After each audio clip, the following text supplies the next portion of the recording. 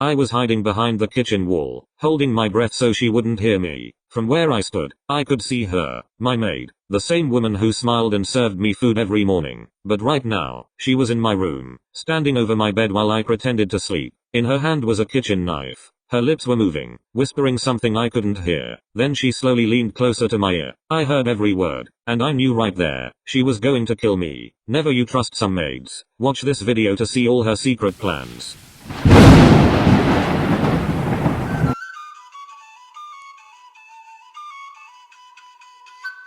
My name is Chinidu, and I am a billionaire, but for the last 8 months, everyone, including the woman who cleans my house, has believed I am blind. It was my idea. I wanted to know how people would treat me if they thought I couldn't see. My wife had died 3 years ago, and since then I had trusted very few people. Even my staff didn't know the truth.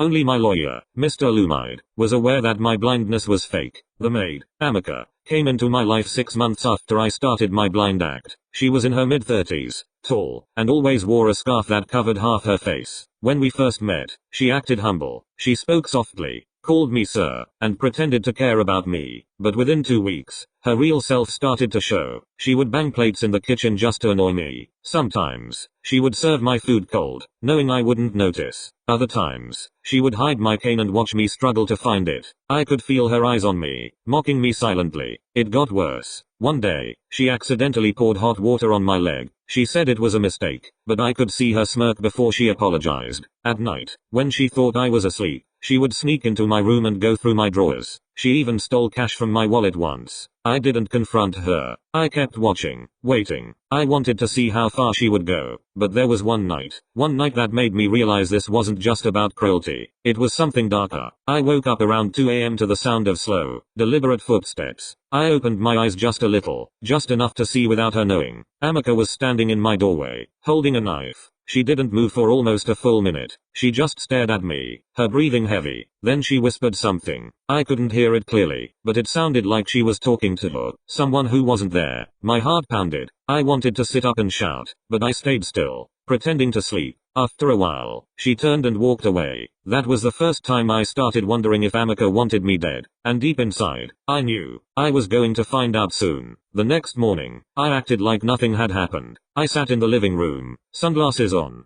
cane in hand, pretending to be helpless. Amika brought me breakfast, yam porridge. She placed it on the table without a word, but I noticed her hand trembling slightly. Her eyes avoided mine. Thank you, Amika, I said in my calm voice. She forced a smile and walked away. As soon as she was in the kitchen, I pulled out my hidden recording device. I had planted it under the dining table weeks earlier, hoping to catch her saying something suspicious. Later that day, I listened to the recording in my private study. Most of it was just normal kitchen noise. Plates clanging, water running. But then, her voice. She was talking, but not to me. The words were low, almost like a chant. I will do it soon. He won't see it coming. No one will. My skin prickled. She was talking about me. That night, I couldn't sleep. I kept hearing her footsteps in the corridor, soft but deliberate. Around midnight, I heard her whisper again, but this time, I caught the words clearly. Don't worry, I'll finish it. He's weak. Helpless, I stayed still, but my mind was racing. Was she working with someone? Was this about money, or was it something else entirely? The next day, I decided to test her. While she was cleaning the living room, I accidentally knocked over a glass cup. Oh, I'm so clumsy, I said, pretending to fumble for the shards. She looked down at me and didn't move to help. Instead, she whispered, if you can't see, you shouldn't touch glass. You might get cut badly. She paused, leaned closer, and said softly, or worse. Then she smiled and walked away. That smile haunted me the whole day. I called my lawyer later in the evening. Olu, I think she's planning something. I said, do you want me to fire her? He asked. No. I replied, if she's planning to hurt me, I need to know why, and I want to catch her in the act. But the truth was, I was starting to wonder if I'd made a mistake by letting this go on. Because every night, the whispers were getting closer, and I had no idea what she was waiting for. The rain started that night around 9 p.m., tapping softly on the roof. I sat in my room, pretending to read a Braille Bible. In reality, my eyes were watching the shadows under the door. Amika had been quiet all evening. Too quiet. By 10:30 p.m., I heard her footsteps slow, careful, like she didn't want me to know she was outside my door. The knob turned. I closed my eyes halfway, keeping my breathing steady. She walked in, holding a tray. On it was a steaming cup of tea. Sir, I brought you something to help you sleep, she said softly. I didn't answer at first. She took it as an invitation to move closer. The cup was placed on my bedside table, and she stood there, watching me. "Thank you," I finally said, reaching for the cup. The moment the steam hit my nose, I knew something was wrong. It didn't smell like my usual tea. There was a bitter, metallic scent. I had been around enough shady business deals in my life to know that smell. Poison. I pretended to take a sip but tilted the cup just enough for the liquid to slide past my lips without touching my tongue. I let it spill quietly down my chin and onto my nightshirt. She smiled faintly and turned to leave. The moment she stepped out, I poured the rest into a plant pot beside my bed. Within minutes, the leaves started curling, turning brown. I sat there, my hands trembling not because I was scared, but because the game had changed. She wasn't just talking anymore, she was acting. At 2 a.m., I heard her again. This time, she was on the phone. I couldn't hear the other person, but her words were chilling. "Yes, he'll be gone soon. Trust me, I'll do it before the month ends." I didn't sleep after that. I sat in the dark, staring at the door, wondering if she'd come back with something worse. For the first time, I started thinking, maybe pretending to be blind wasn't such a clever idea after all, because now, the woman who thought I couldn't see her, wanted me dead before the month was over. The next morning, I acted like nothing happened. I drank my real tea, smiled at Amica, and thanked her for last night's tea, even though I'd poured it into the plant. She smiled back, but there was something in her eyes, a flicker of suspicion, like she was trying to figure out if I had noticed. The moment she left for the market, I called my lawyer. "Olu, I need you to dig into her background. Everything. Where she's from, who she knows, if she's ever been in trouble." By evening, he called back. His voice was tight. "Chinidu, you need to be careful. This woman, she's not just a maid. She's been fired from 3 different homes in the past 2 years. In one case, the family's grandfather died suddenly. Police called it a heart attack, but there were rumors." "What kind of rumors?" I asked, gripping the phone. "That she might have poisoned him, but no one could prove it." I felt my stomach twist. Olu continued. "She also spent time in Port Harcourt, working for an old businessman. 2 months after she left, he was found dead in his sleep. Again, heart attack. But here's the strange thing. In both cases, she left town immediately after." I leaned back in my chair, the reality sinking in. This wasn't about me. This was a pattern. And if she was doing it for money, then maybe she thought I was the biggest payday of all. That night, I hid a small camera in the corner of my room, disguised inside a wall clock. I wanted proof. When Amica came to clean, she moved my cane slightly out of reach, like she always did, but then she did something strange. She opened my wardrobe, touched my suits one by one, and whispered, "You'll look so handsome in this, lying in your coffin." I froze. My pulse was racing. She left without knowing I'd heard her. Later that day, I watched the footage from the camera. Seeing her face, calm, almost happy as she said those words, made my skin crawl. I knew I couldn't let this go much longer, but I also knew that if I moved too soon, she'd disappear, just like she had in the past. The plan was forming in my head. I was going to catch her, and when I did, she'd finally realize the blind man had been watching her all along. The rain had stopped, but the house still felt damp.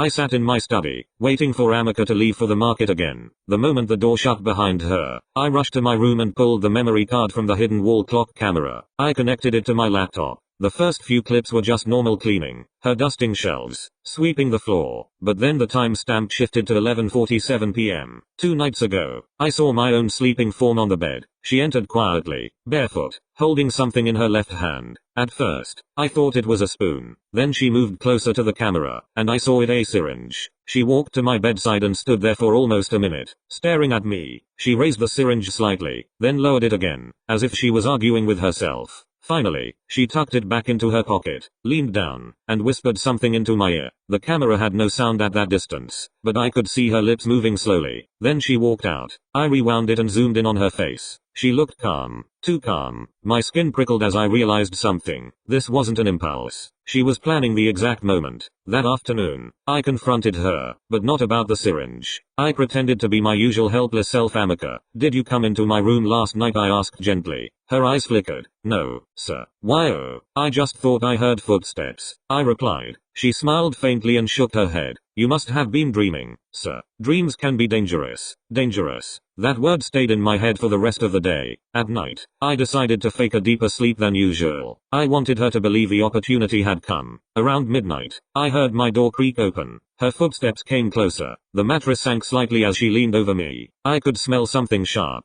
chemical. My hand, hidden under the blanket, gripped my phone, already recording. This time, I was ready. The chemical smell grew stronger. I kept my breathing slow, steady, pretending to be in deep sleep. Through my half-closed eyes, I saw her hand, the syringe. She held it tightly, the needle glinting in the faint light from the hallway. Her other hand reached for my arm, gently pulling back my blanket. I knew I had seconds before the needle touched my skin. With a sudden movement, I sat up and grabbed her wrist. Her eyes went wide, sir, she stammered, trying to pull back. I tightened my grip. What's in the syringe? Amaka, my voice was calm but cold. She blinked rapidly, then smiled an unsettling, empty smile. It's just vitamins. To help you sleep better. At midnight, I asked. She laughed lightly. I thought you trusted me. My phone was still recording in my other hand. I tilted it so she could see the red recording light. Her smile faded. For a moment, we just stared at each other. Then she pulled her arm free, muttered something under her breath, and walked out of the room. I didn't sleep that night. In the morning, she acted like nothing happened. She served me breakfast, cleaned the living room, and even asked if I needed anything from the market. But I could see it in her eyes now. Hatred. Pure, cold hatred. She knew I suspected her, and that meant I had just made myself a bigger target. I called Olu and told him everything. I have video proof now, I said, but I want to wait. I need to know who she's working with. He hesitated. Chinidu, you're playing a dangerous game. One wrong move. I know. I cut in, but I'm not letting her slip away like she did with the others. That night, I set up 2 more hidden cameras, one in the kitchen, one near the main entrance. If she made her move again, I would catch every detail. But when midnight came, she didn't show up in my room. Instead, the kitchen camera caught her doing something far worse. She was on the phone, holding the syringe, and she said something that made my blood run cold. Don't worry, he'll drink it tomorrow. It will look like a natural death.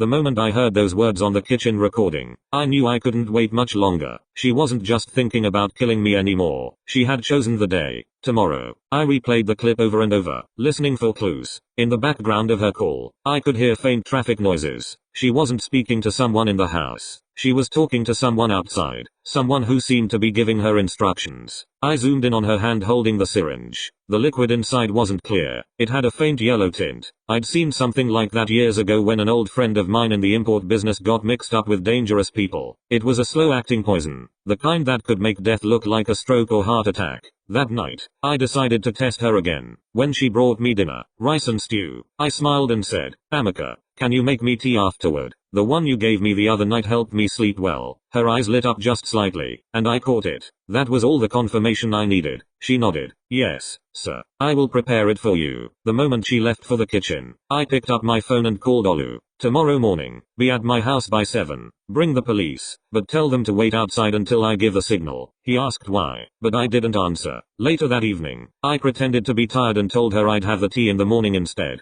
She smiled again, but her jaw tightened. She wanted to do it tonight. Around midnight, the entrance camera caught her sneaking out of the house. She was gone for 30 minutes. When she returned, she was holding a small paper bag. She went straight to the kitchen and hid the bag inside the rice sack in the pantry. I didn't need to see what was inside to know. The countdown had started, and if I didn't act tomorrow, I might not see another day at all. The sun had just begun to rise, casting a soft orange glow through the curtains. I sat at the dining table, Kane beside me, waiting. Amaka moved around the kitchen with her usual slow steps, humming softly like nothing was wrong. She brought me the tea exactly at 7:15 a.m., the steam rising in small wisps from the cup. Here, sir, she said, placing it in front of me with a smile that didn't reach her eyes. I reached for the cup and pretended to sip. At that moment, my phone buzzed quietly in my pocket. It was a message from Olu. We're outside. I didn't move. I let the tea sit there, steaming and untouched. Amaka watched me, her smile fading slightly, but she said nothing. Amaka, I said softly, I want to thank you for everything. You've taken such good care of me these past months. She nodded, but her hands clenched the edge of the table. I have a confession. I continued. I'm not really blind. Her eyes widened. For the first time in months you've been poisoning me, I said, but I have proof. Before she could respond, the door burst open. Olu and 2 plainclothes police officers entered. Amaka Chakwu, you are under arrest for attempted murder, one officer said, showing a badge. She looked shocked, then angry. You don't know what you're doing, she screamed. Olu stepped forward. We have videos, recordings, and witnesses. You won't get away with this. Amaka suddenly lunged toward me, eyes wild, but one of the officers grabbed her arm and pushed her against the wall. She spat at me. You think this ends here? You have no idea who I am. The officers cuffed her and led her out. As the door closed behind her, I sat back, exhausted but relieved.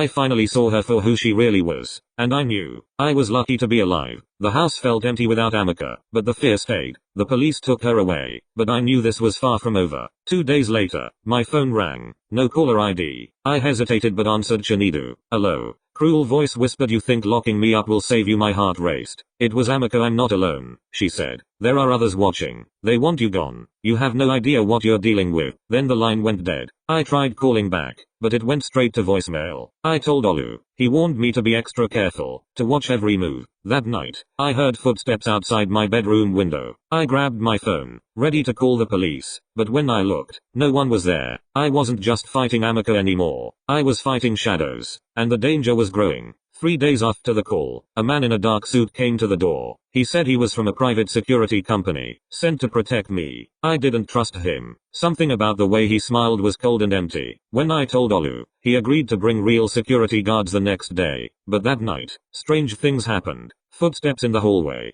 doors opening and closing by themselves. The lights flickered, then went out for a few seconds. I stayed awake, listening. When the power returned, I saw a shadow move quickly past the window. I called the police, but they found no one. The next morning, the man in the dark suit was gone. No one knew where he'd gone. I was starting to realize this wasn't just about a maid anymore. Something bigger was coming, and I had no idea how to stop it. The next day, I found a folded piece of paper slipped under my front door. I picked it up carefully, heart pounding. Inside, in messy handwriting, was a warning. Stop looking, or you'll be next. No signature, no name. I showed it to Olu. He frowned. This isn't just a threat, it's a promise. We called the police again and gave them the letter, but there was no sign of fingerprints or clues. That night, I slept with the lights on, but even then, I couldn't shake the feeling that someone was watching me. Around midnight, my phone buzzed again. A message appeared on the screen. You should have stayed blind. My blood ran cold. The game had changed, and I was no longer safe in my own home. Days passed, but the threats only grew. I stopped going out. I cancelled meetings. The house became my prison. Every sound made me jump. Footsteps on the stairs, a door creaking, the wind outside. Amaka's words echoed in my mind. I couldn't trust anyone anymore. Even Olu seemed tense when he visited. I set up cameras in every room. One night, I saw movement on the hallway camera. A figure slipped past, silent as a shadow. I called the police immediately, but by the time they arrived, the figure was gone. They found no sign of forced entry. I was alone, and whoever was coming, was getting closer. Just when I thought I was completely alone, a stranger showed up at my door. He said his name was Emeka. He claimed to be a private investigator, hired by someone who wanted to help me. I was skeptical. After everything, I didn't trust anyone, but Emeka seemed different. Calm. Careful. He said he'd been following Amaka for weeks before she came here. There's more to her story than you know, he said. He showed me files, photos, phone records, even messages between Amaka and unknown contacts. She wasn't acting alone, and she wasn't just a maid. I decided to let Amaka help. Together, we started planning. If Amaka and her partners wanted to finish this, they would have to go through us first. Amaka and I spent days digging into Amaka's background. We discovered she was part of a group, an underground network that targeted wealthy people. Their goal wasn't just money, it was control. They planted people like Amaka in homes to gather information, sabotage, and when the time was right, eliminate their targets. Amaka showed me messages where Amaka's handlers gave instructions. They talked about cleaning the house and making the death look natural. I couldn't believe it. I had been living with a killer disguised as a maid, and a bigger threat was still out there. The more I learned, the more I realized I was just a piece in a much larger game. We had to act fast before they struck again. Amaka and I agreed we couldn't wait for them to make the next move. We had to strike first. We set a trap. Using the hidden cameras and recordings, we created fake evidence that I was planning to leave the country with a large sum of money. We spread the word online, making sure it reached Amaka's contacts. Within hours, we noticed unusual activity around my house. Unknown cars parked near the gate. Strange faces appeared on the security cameras. One night, a black SUV stopped outside. Amaka called the police, but they arrived too late. Inside the house, Amaka had returned. She looked surprised to see me awake. I knew you were playing games, she said coldly. The final showdown was about to begin. Amaka stood in the doorway, her eyes sharp and angry. She wasn't afraid anymore. I told you, Chinidu, she said, voice low and dangerous. You don't know who you're dealing with. Amaka stood beside me, quietly watching. I'm done playing your games, I said. She smiled, but it wasn't a happy smile. It was a smile that promised pain. Suddenly, she lunged forward, trying to grab a hidden knife from her scarf. Emeka reacted fast, grabbing her arm and twisting it behind her back. "You're not going anywhere," Emeka said firmly. She struggled, then stopped, breathing heavily. "Why?" I asked, voice calm but steady. "Why do this?" She looked at me, eyes full of hate and something else, fear. "Because," she whispered, "you represent everything I lost." Her story was dark, full of pain and revenge, but it didn't change what she did. The police arrived minutes later and took her away. The nightmare was over, or so I thought. With Emeka gone, the house finally felt quiet. I thought the nightmare was over, but the truth was, I was exhausted, not just physically, but inside. I couldn't trust anyone anymore. Even Emeka seemed distant now. I started seeing a doctor to help with my stress. Olu visited regularly, reminding me to stay safe. Then, one morning, a letter arrived. No return address. Inside, a single sentence: "You haven't seen the last of us." I knew it wasn't from Emeka alone. There was a network out there, dangerous and patient, and they hadn't forgotten me. The letter was a cold reminder that I wasn't safe. I doubled my security. Cameras everywhere, guards on duty 24/7. But the threats didn't stop. Strange calls in the middle of the night, shadowy figures outside my windows, car alarms going off at random times. One night, I found my car's tires slashed. Olu and Emeka told me to move, but I refused. This was my home. I wasn't going to run, but I knew I had to be smarter. So I started gathering evidence, recordings, photos, messages to build a case against whoever was behind this. They wanted to scare me, but I was ready to fight back. The threats grew worse. One night, I woke to a loud banging on my front door. I called security, but when they arrived, no one was there. The next morning, I found a package on my porch. Inside was a small box with a broken pair of sunglasses, the kind I always wore to hide my eyes. A note inside said, "Blind forever, or gone forever." I knew then they were closer than ever. Emeka warned me, "This isn't just a game anymore, Chinedu. They want you gone." I felt the weight of it all pressing down on me, but I wasn't ready to give up. I would face this, no matter what it took. The night was thick with silence. I sat in my study, surrounded by the cameras and guards. Emeka, Olu, and the police were all on high alert. Suddenly, the security alarm blared. The front gate was forced open. Men in black masks stormed the house. But we were ready. The police confronted them outside, while Emeka and I locked down the inside. In the chaos, Emeka appeared free, dangerous, and desperate. She lunged at me one last time, but this time, I didn't pretend. I grabbed her wrist, twisted it, and held on tight. The police caught her quickly after. She screamed, "You'll never win," but I was done being scared. With her and her network exposed and arrested, the threats finally stopped. The nightmare was over. I took off my sunglasses for the first time in months. I could see again. And this time, I wasn't pretending. The moral lesson to learn from this story is that pretending to be weak can reveal who is truly dangerous. We must be careful about who we trust and pay close attention to warning signs. Staying alert and planning carefully can help us stay safe. It also reminds us that threats often come from groups, so we must always be ready to protect ourselves. Now, I'd love to hear from you. What lesson did you take away from this story? Share your thoughts in the comments. I enjoy reading all of them. Another exciting story is coming in a few days, so don't forget to subscribe to my channel and turn on the notification bell to be the first to know when it's out. If you enjoyed this story, please hit the like button and share it with your friends. Thank you for watching all the way through. See you in the next story.